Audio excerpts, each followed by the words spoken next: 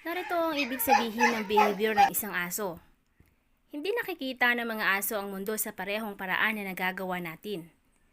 Samantalang ito ang kaso, umaasa sila sa kanilang body language para sa communication.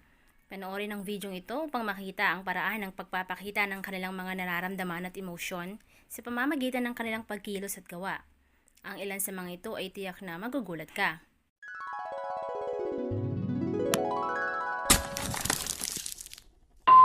Number 1, kapag sila ay tumatayo. Merong maraming mga posibleng kahulugan kapag ang isang aso ay nakatayo gamit ang mga huliang binti nito. Ito ay malamang na magpapakita ng pagmamahal. Tulad ng mga tao, nais nilang yakapin minsan. Gayunpaman, maaaring itong ipakita ang pagiging mapaglaro kung nasa paligid sila ng iba pang mga aso. Kaya hanggat hindi sila kumikilos ng agresibo o growly, marahil ay naglalaro lamang talaga sila. Ikalawa, nagngangat-ngat ang mga muebles. Ang mga tuta ay gusto rin ng umunguya ng iba't ibang mga bagay kapag sila ay nagngingipin. Gayunpaman, maaari itong mga hulugan ng iba pang bagay kapag hindi na sila tuta. Hindi sila nangangahulugan na sila ay masamang aso. May mga pagkakataon na sila ay hindi lamang nakakakuha ng pisikal na aktibidad na kailangan nila. Ang isang mahusay na paraan upang malunasan ito ay ang paglabas sa kanila at maglakad. Kung ang iyong aso ay nagsimulang magngat-ngat ng mga muebles, oras na upang bigyan sila ng ehersisyo. Pangatlo, paano sila tumahol? Mayroong maraming mga dahilan ng pagtahol ng aso. Kung ito ay malakas at madalas, maaaring there's something urgent. Marahil nakakaramdam sila ng panganib at nais nilang ipaalam sa iyo.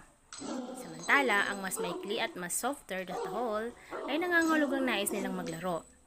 Ang malakas na pagtahol ay maaari ding nangangahulugang may sakit sila. Kaya siguraduhin bigyang pansin upang malaman ito. Kaapat, dinadalhan ka ng mga laruan. Huwag ipagpalagay na ang iyong aso ay nais maglaro lamang dahil mayroon silang laruan sa kanilang bibig. Sinabi ng isang teorya na nais nilang palugdan ka sa ganitong paraan. Itinuturing nilang ikaw ang alpha at nais ang iyong paggalang. Sinasabi ng isa pang teorya na ang kanilang paraan ng pagpapakita na pinagkakatiwalaan kanila. Malaki ang tiwala nila sa iyo at dinalang kanya ng napakahalagang bagay. Siyempre, nangangahulugan din ito na mahal kanya kaya nais niyang masiyahan ka sa kanyang pag-aari. Maari mong masaktan ang kanyang damdamin kung itatapon mo ang bola pagkatapos. Number 5, kapag ang aso ay humikab. Ang mga tao ay may posibilidad na humikab kapag sila ay naiinip or pagod. Samantala, ginagawa din ito ng mga aso kapag nakakaramdam sila ng ligtas at secure. Para sa kanila, ito ay isang palatandaan ng pagsusumite. Kung nakakita ka ng isang aso na humihikab ng 15 beses, nangangahulugang ito ay nakaka-relax sila.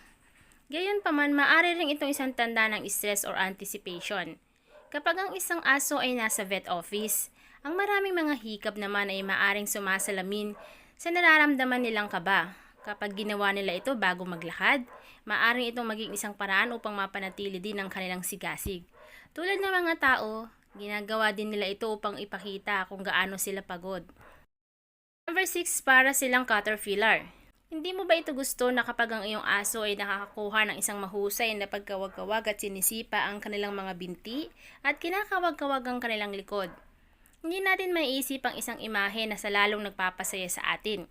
May mga oras na ginagawa ito ng aso upang i-scratch ang nangangati, ngunit posible na nais lamang nila na makuha ang iyong pansin. Maglaan ng oras upang paliguan ang mga ito ng pag-ibig. Number 7, pinapakitaan ka ng malungkot na mukha bago ka umalis. Gustahan tayo na nasasaktan ka rin sa pag-iwan ng iyong alagang hayop sa bahay kapag umaalis ka para sa trabaho. Ang ilang mga tao kahit na gumastos ng pera sa mga doggy daycares upang gumanda ang pakiramdam ng mga ito.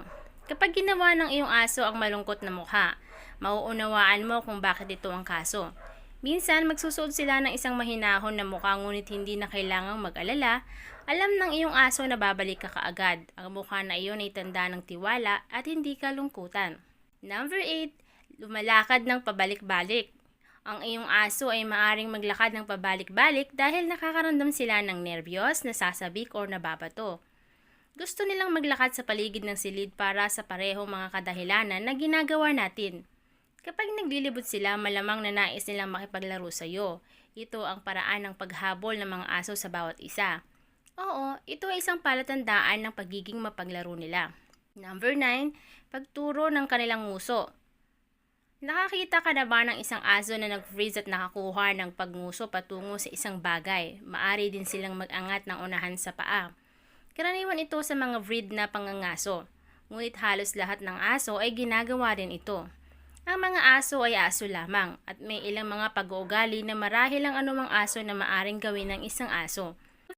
Number 10, pagpapakita ng discomfort. Bukod sa pagpapahayag kung gaano kakomportable ang mga ito, ang mga paghikab ay maaari ding mga hulugan ng iba pa. Kung ang isang aso ay humihikab sa publiko, maaring sila ay pagod na at nagnanais na umidlip. Oo, maaari itong mga hulugan ng pagkabalisa at kakulangan sa ginhawa.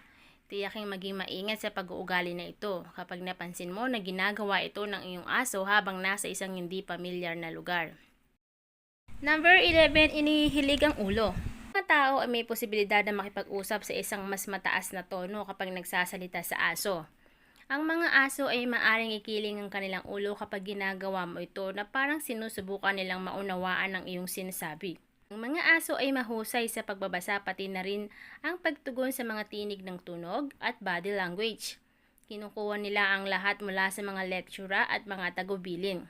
Maaari nilang makilala ang ilang mga salita. Sinabi ng isang teorya na inililipat nila ang kanilang mga ulo tulad nito upang ayusin ang panlabas na tenga para sa mas mahusay na pag-unawa sa pakikinig.